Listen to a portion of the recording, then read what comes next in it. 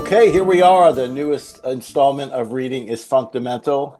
We are here with Stephen Lewis, who has written a fantastic book, which I actually had reviewed earlier for New York State Music.com. But it's been getting great press all over the place. My buddy Jim Farber just did a piece at The Independent. You're everywhere now.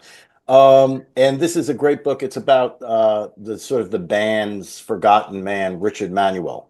And if you could tell us a little bit about the book, just the title. I don't have it in front of me. Sorry. Oh yeah, well, I went through a couple working titles, Richard centric, and Mhm. the subtitle, Yes.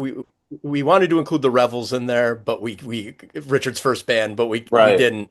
But we ran the gamut from, he started with the Revels, then with the Hawks, and then with Dylan, and then to the band. And I Right. tried to cover the entire spectrum of his musical career, and that's the thing I do think separates it from your normal biography is I really wanted to have a focus on the music for this. Oh, And yeah. And that was one of the yeah, things I wrote about. First, I want to just take it back a little bit and introduce you. And so this is sure. actually remarkably, this is your first book, and it's a Yes. real masterpiece of research and wordsmithing. So tell us a little bit about your background in music and in music journalism and why it took you so long to write a book, your first book. Yes, no, exactly. So, well, I've run my website, Talk from the Rock Room, since about 2012. Prior to that, I just did the same sort of writing, whether it was, bootleg reviews, concert reviews, like we both do for Mhm. New York State Music, Right. and I would just have this stuff in notebooks, and I was like, all right, it's time for me to get updated and have a repository to put all this stuff in this place. Okay. And about, let's say, probably around the same time, around 2012, 13, I wrote a piece for Ultimate Classic Rock, just like an anniversary piece about Richard. Mhm. And someone sent me a message. I actually received a few, but someone's like, this guy deserves a book. This guy Right. deserves a book. Kind of planted the seed, and I was obviously a huge band fan. And admittedly, Sale, it started out as it was going to be maybe like a 5-part website piece. Mhm. And then maybe it was going to be a self-published book, Mhm. or I could find a boutique place to publish it. Right. And then over time, I started meeting Richard's friends, and I'm like, there's this little bit of information that exists about Richard, and there's just so much, and also collecting the existing information in a meaningful way, and kind of Mhm. putting these things together. And really, over the course of I'd say right around 2019, after I saw the Robbie Robertson documentary, Once Were Right. Brothers, Hmm. it dinged again. It's like this guy needs his own book. Right. Definitely. You've heard all the stories, you've heard Levon, you've heard Robbie, and I was like, this guy needs it. And really, it just took off from there. I just started working, and instead of doing posts for my website, I just spent all my waking time researching this book. And Richard really came alive. Well, Honestly, how many folks did you actually interview for the book? I mean, I know you've interviewed a lot of friends, families, yeah, co-musicians. I mean, it's close to 40. wow. Wow. 40. And really, it's a testament to Richard and why this had to be done. Everybody was just like, hey, talk to this guy. He Right. saw Richard on the back of a flatbed truck in Right. 1960 in Stratford, and all these just little tidbits, once compiled, all became vitally Well, important. one of the things I really like about the book is, like you said, it really is focused on the music, and you really did a deep dive into like, audience tapes, a lot of tapes of even to his early days, like you say, with the Rivals and his early bands. Um, and I think I said in my review that it was very nicely. You got lucky. You got a very nice graphic designer. I mean, it looks way better than a lot of books about music, and the descriptions of the deep dives into these music tapes and unreleased tracks go really deep. So that was one of the parts that I really did enjoy about it. So let's just start with the beginning with Richard. Obviously, everybody knows 4/5 of the band is Canadian, and probably no one is more Canadian than the man known as Beak, I guess, in his early days. So give us a That's little bit right. of background about his childhood, how he got interested in music, learned about music, and then into his first bands. Well, the really cool thing that was kind of revealed to me, there was a little bit of information about Richard's early days, but Hmm. what was really cool is Stratford, Ontario is where the Shakespeare Festival takes place Hmm. every year. So there's this deep vein of artistic, ability running through the town, Hmm. and Richard, and it's funny, his second wife mentioned it to me as well. She's like, Richard had a flair for the dramatic. She's like, that he always used to say that came from growing up in Stratford. It just Wow. kind of like Mm. seeped into his veins. And so Richard, he had like any of us, the kind of childhood, me being in Rochester and not very far away, kind of centrally located between Woodstock and Stratford. His family had a lot of faith, and his mom was a teacher. His dad Mm. worked at a car repair shop. Three brothers, but That must have come in church. handy. We're going to talk about his many car crashes soon. Yeah, Oh. well, that exactly. But that's kind of your run of the mill. He was a hellraiser, Hmm. obviously, and but the thing is they would go to church, and really that's by his own admission. That's when Richard got turned on to the magic of vocal harmonies. Hmm. Was singing in the church choir with his family, with his brothers, and his mom, who I can't, it can't be said enough how supportive she was of, when you have an older brother who's going to be Hmm. a minister, and then Right. you've got Richard who's going to be a rocker, and they receive the Right. same sort of love and attention. Hmm. It just shows you what how the family supported him. And he took piano lessons, took a couple, learn the basics. Hmm. And in typical Richard fashion, he's like, I've learned what I need to learn. Now I can apply this to what I really want to do, which is rock and roll. Right. And he left. It didn't take the lessons anymore. Famously, he got the top of the lid of the piano slammed on his fingers when he hit a wrong chord, or voiced a wrong chord. Hmm. And he's like, I can do this on my own. Hmm. And once that happened, and he started to kind of cultivate this musicality. He left the schooling part behind and he started to get it through records and through Hmm. WLAC, which was coming through the Right. airwaves, out of the South. Right. And it continued. This is something that continued through his entire life. But he would stay up, he'd dial it in, he'd had mail order, whether through his mom or, which I can never confirm, a clandestine family relative who's Hmm. in the States used to send records to Richard and his brothers. Right. And he would sit up and he would spin these things. He would slow the records down. He Right. would go back and forth. And I mean, it was imitation. Before you can Right. be original, you have to learn. And a lot of red face screaming into his pillow, trying to get the Bobby Bland sound, the Ray Right. Charles sound. Exactly. I was going to say It, who were those early inspirations were, George on My Mind is the song that he did throughout his life, the Ray Charles song, the Blue Bland song, Howlin' Wolf you reference. Um, yeah. Ricky Nelson, believe it or not, yeah. was a big Well, Ricky influence. Nelson was, he was on TV. He was the first rock star, really. Yeah, Um, right. you know. Exactly. So Exactly. so so he ends up in it. So tell us about his early bands. The main one was the Revols, right? Yeah, and that kind of happened because centrally, if you go up to Stratford, all the guys that were in that group kind of lived within a street of each other, or a Hmm. couple streets. And as I bring up in the book, what I think is fascinating is you got Kenny Kelmusky, who was the bass player. Hmm. He ended up being in Ian and Sylvia, playing Hmm. bass with them. John Huge. Till ended up with Janice, Full tilt. and yeah, and so you got three guys here, that are from Stratford, Ontario, that all made musical careers, which is a testament to what we just talked about with the artistic and everything going on in that town. And Hmm. then one of Richard's best friends, Jimmy Winkler, was the drummer, and really, how things kind of started is Richard's younger brother Donald knew John Till, Hmm. and they were hanging out in the house one day, and Richard heard John say that he had a guitar, and he's like, "Well, bring it on over, Hmm. come on by." And sure enough, there was an existing band in Stratford called the Rebels, and with a B. And these guys started falling off, and Richard and John came in, and people kind of swapped in and out. And all of a sudden, we're like, we have a band. Hmm. And Richard's family let them rehearse in the living room of the house. You can imagine a little different. We're Even talking late even e- 1950s here. even the drummer, when I had bands in I my mother let us rehearse in the basement when I was like, 12 to 13, 15.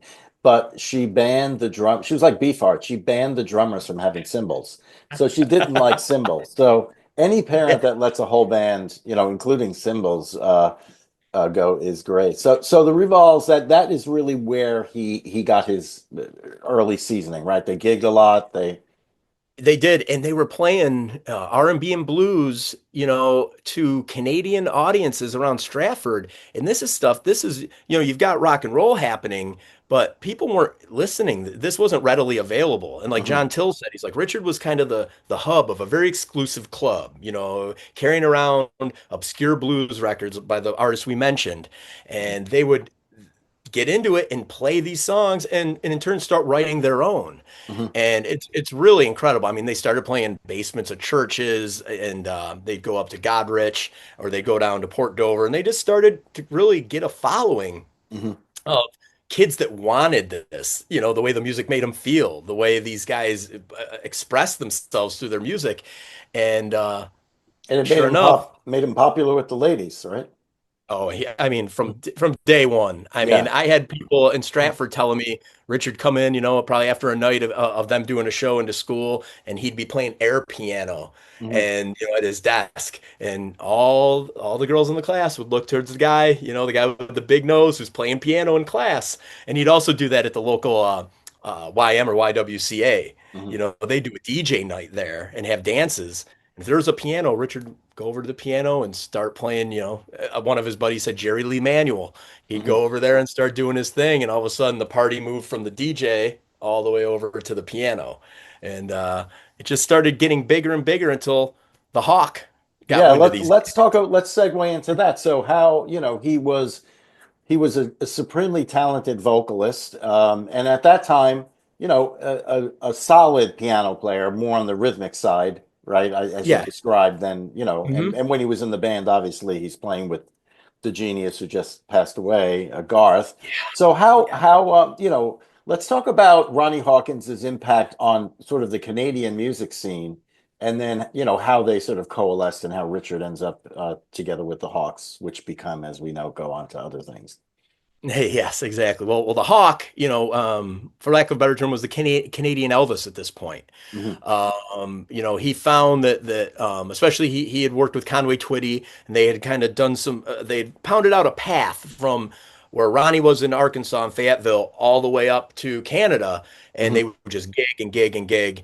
And so the Revels, who were playing these gigs around the town, it was natural that they would cross paths. Mhm, And it's funny because Rick Danko was playing in some bands. mhm. He crossed paths with the Hawk.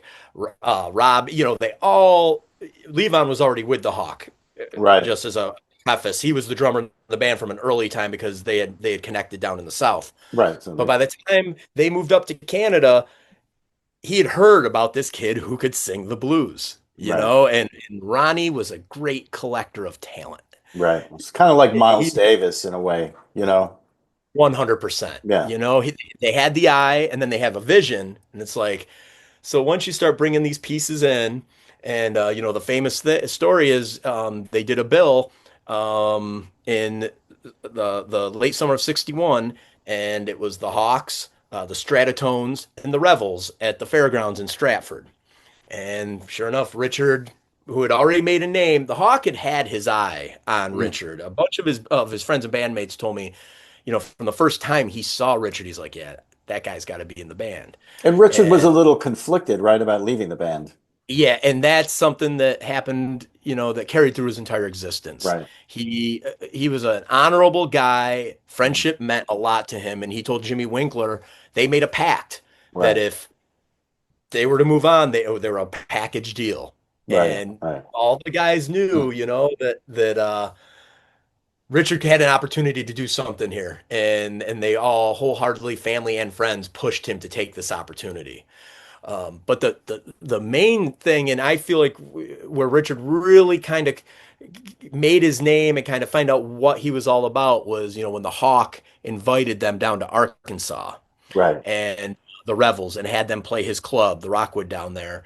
And that's really when I feel like Richard knew he had something because he's playing this music, this R&B and blues music at the source to Right. people who, and he was doing it authentically, and that's the thing. It's like he was being accepted by people in clubs where this was like the norm, Hmm. and Richard's playing this stuff. And I think that's when he really knew he had something vocally and that, he could run a show that way. Right. And the Hawk probably knew it before Richard did. Right. But once he got, it went in the order of Levon, Robbie, Rick, Richard, and then Garth joined. Right. Shortly after Richard in early '62. Right. Um, So eh, Rick was a little before Richard? yeah, yeah, very close. It kind of Yeah, it was around the blends, same time. but like a little bit before, almost concurrent. But it's funny because once Garth joined, for obvious reasons, Richard's vocals were there, but his piano playing ascended to another Right. level with the obvious tutoring of Garth. And when, the thing that gets sort of forgotten a bit is his role as a drummer in the band. He played on a lot of band material. He had a unique style that made some of the best hits. I mean, when did he develop an interest in the drums? Was it at Big Pink? I mean, was it before that, or do we Well, know? it's funny. It's funny, Sal, because Richard surprised a lot of people with the things he did. It was the same with the lap steel. Nobody in the Right. band knew he played lap steel until he sat down with it and he starts. They're like, "Oh, okay, he can do this." So I'd asked some pals because once they left, uh to go back a little bit, once they stopped practicing at Richard's family's house, they started practicing in the basement of the Kalmuskis. Hmm. And I asked Kenny Kalmuski's brother, I was like, "Did you ever see Richard?" And he goes, "Just like any band rehearsal, he'd hop over on the kit or whoever would, in a break and start banging around, but he never was a drummer." He got his certification in Hawaiian guitar. In Wow. Stratford, they used to have musical classes that would travel around to different towns, and you could sign up. And he actually got his certification in that. And so the drumming thing, to your point, didn't really appear until they didn't have Levon at Big Pink. Right. At And Big then Pink. all Yeah. of a sudden, they're like, "All right, we got a drummer too," which is Right. just a That's testament fantastic. again. So, Seriously. eventually the Hawks sort of split off from Ronnie. So let's talk a little bit about that period. That was when they were Levon and the Hawks. They did some recording in New York, and Yeah, so exactly. so Um, how long was that period? And then obviously we all know that Levon leaves around the Dylan time. But give us a little bit of that little brief history of the Hawks without the yeah. Hawk. So as you probably know, but the story is, as these guys got tighter, the Hawks. You're thinking you got Levon home, you got Richard singing, what I mean, you got Robbie, who was considered one of the best guitarists on the circuit at Right. that point, Learn from and Roy Buchanan. Played together, and I think they exactly, were together in the Hawks for a while. yeah, and they would, yeah, and same with Jesse Ed Davis Yeah, watch Robbie when they were down in Tulsa playing. It's yeah. just incredible how they all kind of informed each other. Hmm. And but they started to get into the more R&B, more gut bucket blues stuff, which Ronnie loved. But club owners wanted a certain set of music that would make people buy drinks, that would bring people in. They They wanted the hit still parade. do. They still did. Take Exactly. it from me. Any, yeah, right, right. And anything away from that, that status quo Right. is like so Ronnie started to get become more of a family man. There was just a separation there, Hmm. and the Hawks knew that they had something that they needed to work on, so that was worth exploring, that Hmm. could really elevate them to a new place. And they started to do that on their own. They were actually billed as the Canadian Squires at one point. Hmm. They used Levon and the Hawks. They wanted to keep the Hawks for the name recognition Right. because they thought we might not be able to get any gigs without Ronnie. Right. You know, Right. Right. so it was a Huh. little rough for a Huh. period there, but for that year, maybe mid to late 64 to 65, mid 65, they really worked on putting their own stage show together. And Hmm. whether it was soundtrack music, blues, uh, R&B, they really steered away from the hit parade, and they kind Hmm. of just it was like their favorite music. They played the stuff that they loved and they did it convincingly. Mhm. And but they weren't making great money. They really weren't. And I think people were kind of shying away from them being a Canadian band. They weren't pop mainstream. They were more, they started to bring the attention like they always did of their contemporaries more so than the mainstream. Sort of And musicians in a way. I that's would say so. exactly Yeah. it. And they caught the eye of John Hammond Jr. And in turn, John Hammond had the connection with Dylan and his camp, and things started to they started to be noticed, like you just said, by other musicians. Mhm. And it was funny because they had all made a pact that, we're gonna travel this path on what we can do. We're not gonna back anybody. We're gonna Right. be our own band. And what they do, they ended up backing, of all Well, people, not a rocker, but a folkie. yeah, well, let's kind of go into that. So how do they get connected to Dylan I mean, I know it's a well-known story, but you can go quickly. And then he seemed to Sure. like, according to you, he seemed to dig the chaos of those early Dylan shows where people were completely heckling them, whereas Levon split. It was too much for him, and Richard seemed to go with the punches. So let's talk about their connection, their how they connected to Dylan, and even some of the early things were interesting. I didn't know that they had actually backed Tiny Tim on an album, or Carly Simon. I knew about Tiny Tim, but I never knew about Carly Simon. So Yeah, and so it's funny how this all happened, and as you said, the story is well known where Levon got a phone call. The guys had a residency at Tony Mart's on the Jersey Shore, right, and so we're putting them there in mid 1965. They started there in May of '65. The connection with John Hammond Jr. John Hammond Jr. Was playing blues in Toronto, and he heard of the Hawks. And one of his buddies said, "Hey, you got to go check this band out." And John said, "Man, I saw these guys, and I immediately knew, like we just talked about, this was an mm-hmm. authentic blues band, Mm-hmm. authentic R&B band. These guys were hot. They knew what they were doing, and he was immediately impressed." And he told me, if Dylan hadn't taken them and he needed an electric band, he had full intent of asking the Hawks to be Mm. his electric blues band. So I mean that's quite high praise from someone like John Hammond Jr. So you have John Hammond Jr. and then his connection with Dylan, his dad Right. uh, worked with Dylan, the Grossman connection.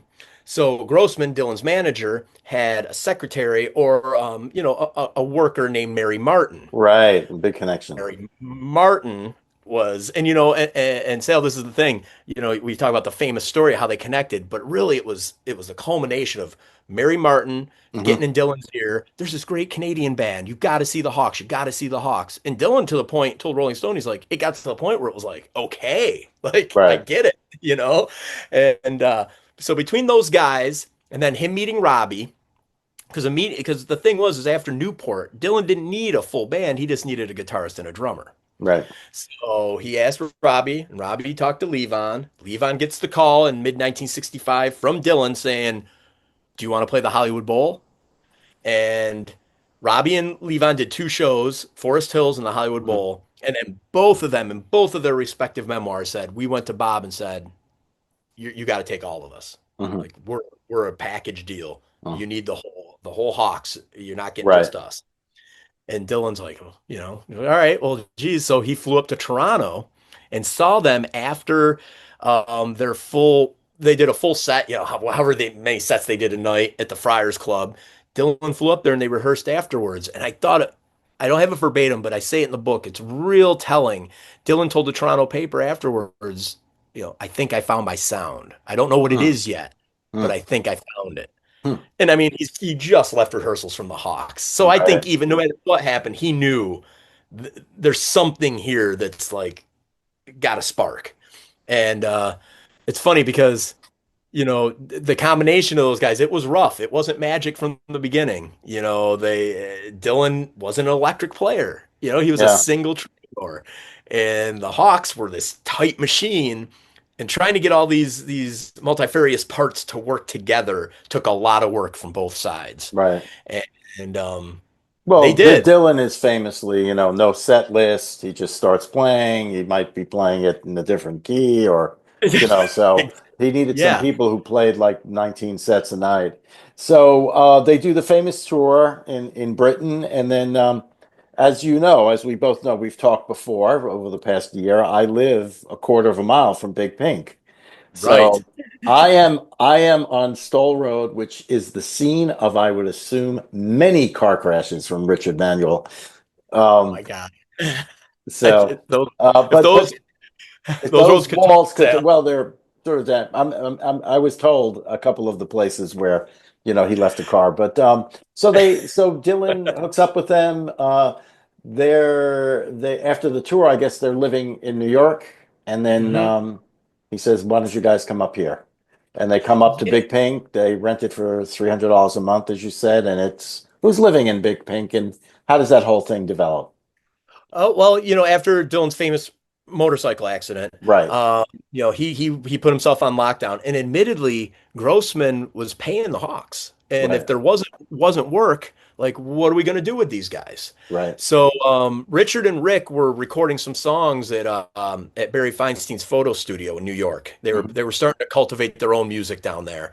Robbie went up to see what was going on after the accident, and they started the '66 tour that you talked about. They filmed that Right. and Pennebaker. So Dylan started to put those tapes together, and the first intent was for all the guys just to come up and help him put this together, this Mhm. document of this tour, which is what they started to do. And there's some clips that circulate here and there of what they kind of had for like inserts, into the Mhm. live footage.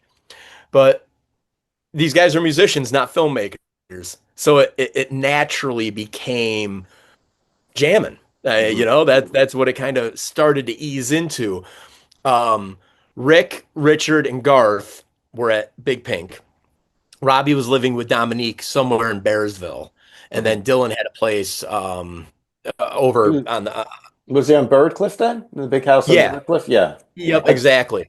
Mhm. And they just it just like anything great, it happened organically, Mhm. and they just started to cultivate music together and started to record things. And then Garth had the idea of putting the studio in the basement. If we're all hanging out here, let's get some stuff on tape. Right. And the original plan was no plan at all. And then once Grossman saw that there were some things happening, he's like, well, maybe we can make this into publishing demos.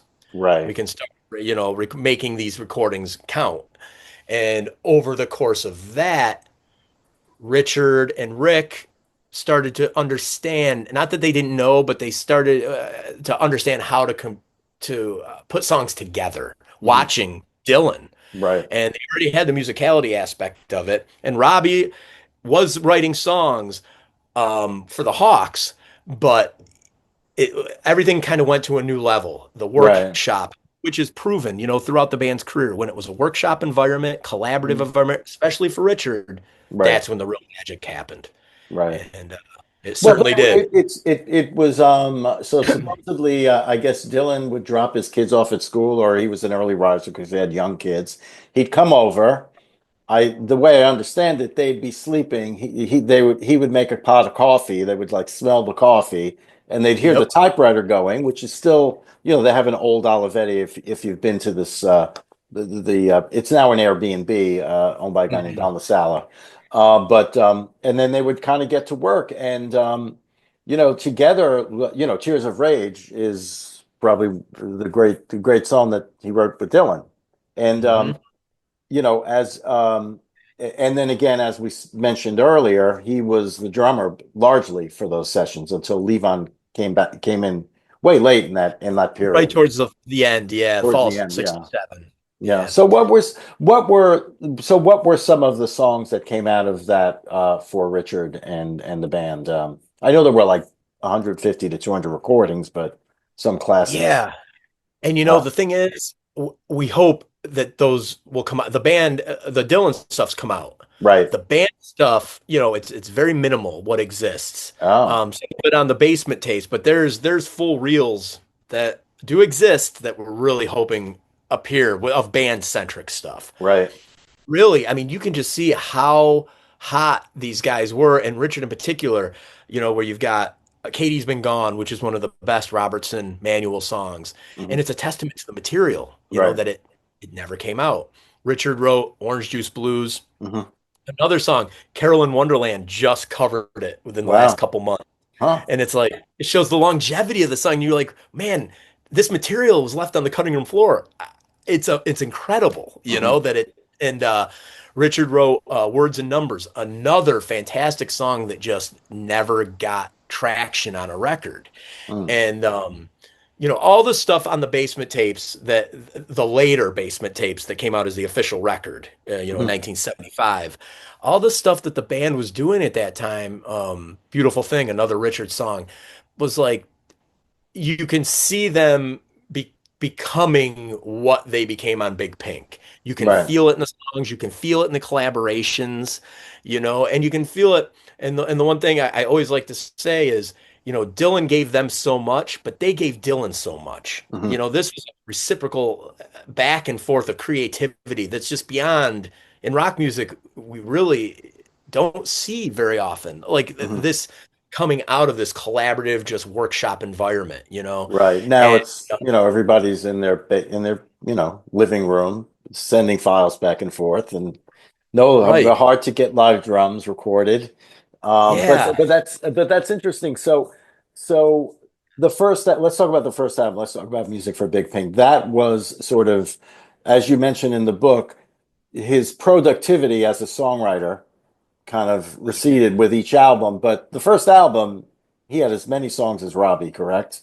Yeah, exactly. And he was the bulk of the lead singing at Yeah. that time. And there's stuff like we just talked about on the cutting room floor Right, too, which I think, just as an aside, had an impact on why Richard's productivity declined. I right, feel like, he was never fully confident in any of his music, and also if it got pushed aside, he pushed it aside, which right. was unfortunate. But at that point, and there's a period in the book from the basement tapes where Richard's piano, drums, vocals, Hmm. everything, through the Woody Guthrie benefit, where they Hmm. played with Dylan as the Crackers, Right, to the recording session, the Big Pink. I mean, that it's like a peak, a musical peak that is hard to match. And he was writing and recording and contributing at such a high level. And I think it's proven by the things that the band members have said over the years, is Music Big Pink, is it was a true group effort. hmm, And I think that also started to decline over the course of the first three or four records, so I don't think it's right. completely on Richard. But Well, if he you had, take, yeah. Well, he had. My favorite song of his, "Whispering Pines," on the second album, right? yes, Yeah, yeah, I mean that, and and that was, as you describe in the book, that might have been the beginning a bit of the of his lack of confidence in his songwriting, because he had this beautiful music and he really couldn't come up with the lyrics, correct? So that was a yeah, and it was, Robertson collaboration. yes, exactly. And it's one of those things that would have disappeared. And you see it through his career, where Richard Hmm. had these, I mean, melodicist. He was a Right. melodicist. He had these things, and if he was always longing for that collaboration to come back. And those early albums, he was writing these songs. We Can Talk is completely him. In a Hmm. Station's completely him. Hmm. Lonesome Susie, Hmm. but I feel like once things started to not be as collaborative, he was just such a sensitive dude, and Yeah. it hit deep. I mean, we all know people that are like that, and even, you know, things Well, things yeah. Yeah. cut deep, you Well, know. speaking of cutting deep, I was going to just talk about The Shape I'm In, which was written, that's on Stage Fright, correct? Was it? Yes. And that Yeah. was written by Robbie, kind of a sort of a wake-up call. I mean, we could segue into, you do spend a good deal of time, because it's inevitable that you have to discuss his failings in terms of, liquor and drugs. And that was kind of by that time uh, it was already Yeah. quite active. What do you think? Um, and as I said, from a kid, the guy was a rocker from early on. Mm. He partied like a rock star, a self-proclaimed party star. But there was a point where like anything, it became a crutch. Mhm. And when you have that ascending climb, I mean, when you talk about music from Big Pink, these guys had already been on the road for Mhm. almost a decade, Mhm. and fame hits people in different ways. And when management started to band management, when there's the pressure, you probably saw in the book, there's a part where their producer, John Simon, said, for the Mhm. second record, we need 12 songs. Right.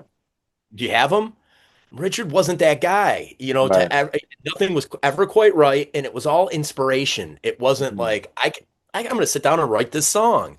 Right. And I think all of these factors, the pressure of production, the pressure of living up to bandmates. The biggest songs the band did at that point were, sung by Levon and written by Robbie.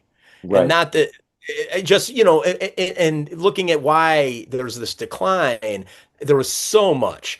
There was having a child. There was the aforementioned management issues. And if you already have a taste for drink and you're Mhm. trying to like Thank remove you. yourself from Thank you, Bo things. Diddley, right? You said Bo Diddley turned him on to Grand Marnier, and I think you Yep. talked about in the end of the book he was living in Los Angeles, and I guess he was in the.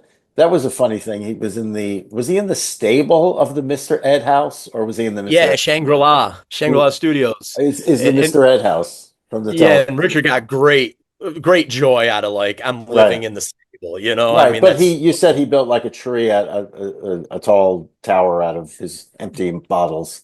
But that was his yeah, worst, but that was that right was before the end of the band, no, I didn't. Yeah, and then you again, know? I mean, a part of it became, as you mentioned in the book, and I didn't really realize that before, but when Grossman lost Dylan, he put his eggs into Robbie.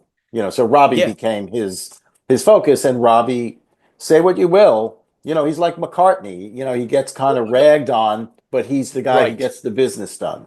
And then, obviously they sort of have a continuous acrimonious end, and then the band and a lot of different everybody's got their own story on this.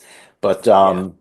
and then you could see, I mean, just take it to sort of the Last Waltz period. By then, he's sort of a shadow in that film to some degree, correct? I mean, what do you Yeah. think? And that was the impetus of the book, honestly, Sal. Mhm. Was, when I saw that, and then you try to reconcile what you see in the Last Waltz with music from Big Pink and Mhm. Whispering Pines and stuff like you're like what's missing here, where's the missing link, I mean, why is this guy, him and Garth admittedly, but minimized? And I say it in the book, the biggest thing for me is if you're putting a neat little bow on the band's entire career and inviting all Mhm. these people and you don't perform one Richard Manuel Penn song. Right, unbelievable. Unbelievable. And Mhm. that tour leading up to there, Mhm. there's a show that I review in the book from Stanford where Richard does In a Station for the first time Mhm. since 1969. Wow. And it's flawless. And it's just like where whether and there's no applying any fault. It's just like, is this Richard not confident enough to do this? Is this he's not fitting into the program of the Last Wall? Like what exactly is happening here? Mhm. And to your point, if Robbie's guilty of anything, it's being aware of what he wanted to do with his life. Do Mhm. you know what I mean? And Yeah, yeah. and no matter what he did, so like again, I don't I tried to steer clear in the book of assigning a blame on anybody in that group. Mhm. I felt like it had to lay squarely on Richard's shoulders or whoever I was talking about at that point. But I mean, there was no way Robbie was going back after the last waltz. I mean, that's why it was the last waltz. Right. And, and without that collaboration, I feel like Richard, that's part of the reason why he looks the way he does in that film. You know what I Right. mean? He lost his mates. He Right. lost his guys. And what we talk about early, Sal, right in the beginning, him not wanting to leave the revels, and having to Right. be pushed. He didn't But want to leave the what is your opinion on the post Robbie Band releases? So Some of the the thing that blows my mind, and I I don't I'm just gonna say they should have been billed as the Hawks. right. Ah, That's the way interesting. That's the way I feel. I feel like that band was too heavy on those guys, whether they knew it or Mm, not. I think they went back to being, and that's why it was like a full circle for Richard.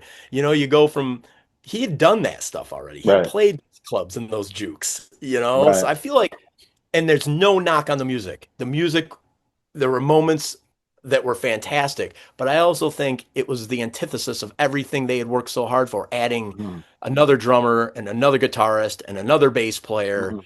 And that's no knock on anybody. That's just a fact that these guys proved Well, that but they could carry a show on their own, yeah. you Well, there's know? still a band. There's the band, right? That's Jim's band. I mean, that's not really the band, but the good guys. I've interviewed Right. them, but Yeah. not like you say, Yeah.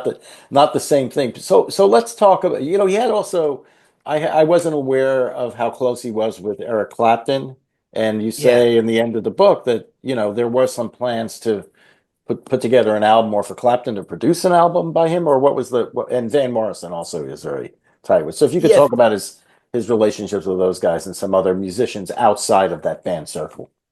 Oh, sure. And the Eric thing, they bonded early on when they first met, but when the band was in Shangri-La in the mid 70s, Hmm. um, and Eric's album "No Reason to Cry" is basically it's the time that Eric got to record with the band. Right, I mean, he finally got to be a member of the band, right. His dream. and yeah, exactly. And a testament to that is the album opens with Richard's Beautiful Thing, Hmm. which he had written in New York in 66, Mm. and it took 10 years for Eric Clapton to make it the opener on his record. Wow.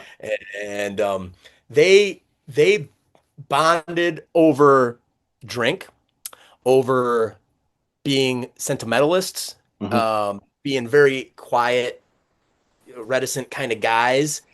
And that friendship, as Eric said, he thought it was very special. Richard was available to him, and Hmm.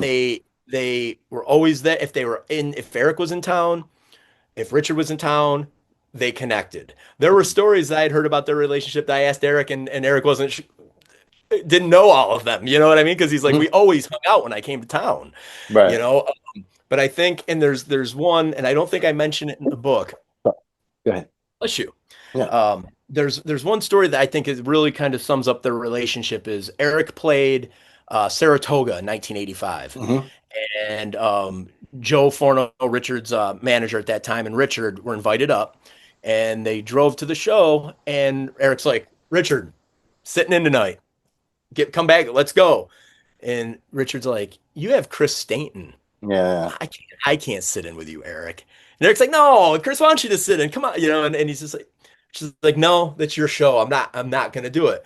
That night they went back to the hotel room and Joe witnessed them do an acoustic guitar piano concert together, Mm. which was highlighted by a version of the band's The Moonstruck One off Mm. Cahoots, which Mm. was one of Eric's favorite songs. Oh. And it's just like, again, it goes back to that thing, the intimate, collaborative kind of, that's where Richard flourished. Hmm. He just wasn't a self-promoting dude.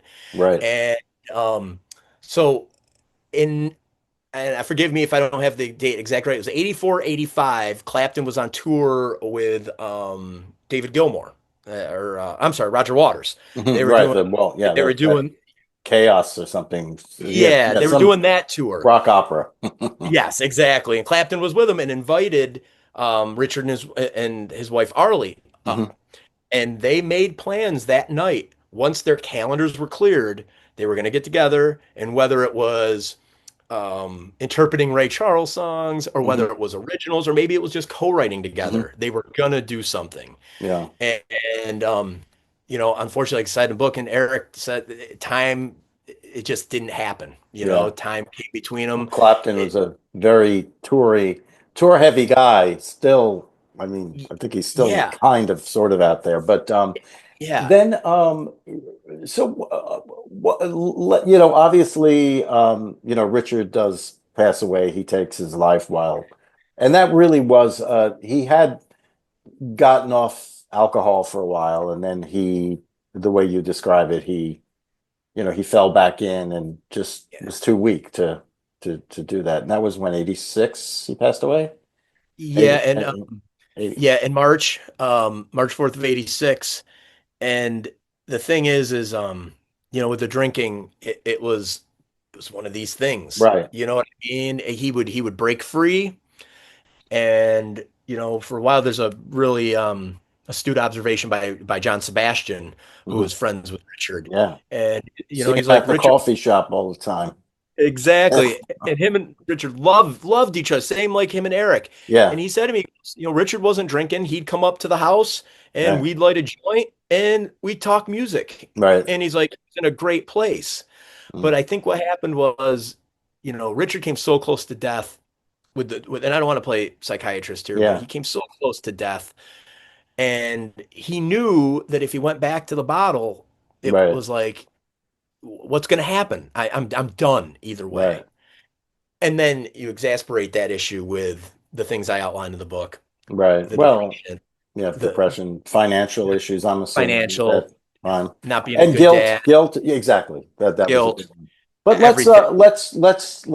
let's leave this on a high note, So Yes, love this. let's talk about some of the music. If people have not really dug that deeply into them, what would be some of the classic tracks that you think people should listen to, and maybe some of the deep cuts that people may not know about, even things that you found some great stuff, some of these great club gig tapes and things that you've discussed, Yeah. which sound fantastic. So, And I'm hopeful that something musical is going to come of this. mhm, I found some stuff. We know there's other tapes that exist. We'd like to source them. And I mhm. say we, the estate, Right, uh, because there needs to be a collection here, and one of the narratives, Sal, that I tried to dispel with the book is that Richard stopped writing music, and I think, as you probably know, reading the book, that right, never was. no, right, And so there's stuff that exists there. But starting right from the beginning, I think you have to listen to these Hawks singles. He Don't Love You and He'll Break Your Heart. They released that as a B-side in 64, mhm, in 65 in the States. That I find is the Hawks at their finest. It's got everything you want from the band, and you've got the best early Manuel vocals that mm, that you could ask for. I mean, it's Beak in all his glory. There's a lot of bootlegs that circulate, and there's a lot more I know that exist that we hope we can find. But finding those Hawks performances when mhm. you got 20 songs and Richard's singing 16 of them, Right, and if you can track down the 65 shows, there's a Dallas show, there's a Fond du Lac Club show in Arkansas, that mhm. all these are all floating around. Yeah, That's that's a really very exciting part of the book to read, like just it's a part of the book that really makes my imagination go because you describe it so well, even oh, though thank it's not audio, you you. almost No, I appreciate that, well, man. And that I actually through this book I had actually really never listened to Moondog Matinee, and I kind of took a liking to all those old chestnuts yeah, that they covered, you know, right. right, And you know what? So they needed to, as you know in the book, they needed to kickstart their creativity. So right, they went back to the Hawks. right, And Richard's like, "Oh, this is home. Like right. here we go. I'll sing The Great Pretender better than anybody." No, So, to your point, that when you go through the band though, like that's a great one. Richard does mhm, a lot of Moondog Matinee. right, But I mean, you got to Jawbone and mhm, Whispering Pines off the Brown album. mhm, Richard to Levon's point, and it's obvious when you really deep dive Richard's abilities and his aesthetic. That song, those jumpy riffs, those time changes, those shifts, that's Richard, man. That's what he mhm, was all about. So I think Jawbone is a really killer track. If you're a band fan, you obviously know that one. But mhm, if you're, digging into Richard, you mhm. got to go Whispering Pines and Yeah, Jawbone. And obviously, we already talked about Tears of Rage. I yeah, mean, doesn't get much better than that. And but going deep cut, and I played this on a local Rochester radio show a couple weeks ago. Is the Tom Petty cut, Best of right, Ever. right. You're talking, yeah, great. Man, and again, it's a testament to Robbie knowing what he had in Richard post band when he did a soundtrack song or produced a song for somebody else. He called Richard. Yeah, Between trains, that's Richard's mm, vocal on there. The yeah, Petty song, that's mhm, Richard's vocal on there. And I think that song just does something. When you hear it, kind of sums up everything about the guy, about Richard, because when he pops in that vocal with Petty, and you're just Mm, like, it takes the song to a place that just never existed before, yeah. and that was his real gift. Well, And well, we're going to wrap it up now. I want to thank you, congratulate you on the book. We've been talking about this about a year and a half. I think you sent me something saying, I'm writing this book. yes, And through our mutual editor, Pete Mason, the long-suffering Pete Mason. yes, By the time this comes out, you will be a lot. I know you're doing a lot of book readings and things like that, but tell us again the title of the book, publisher, and where it can be found. yes. So you can, well, it's going to be out next Tuesday, but you can pre-order it on Amazon, Barnes and Noble.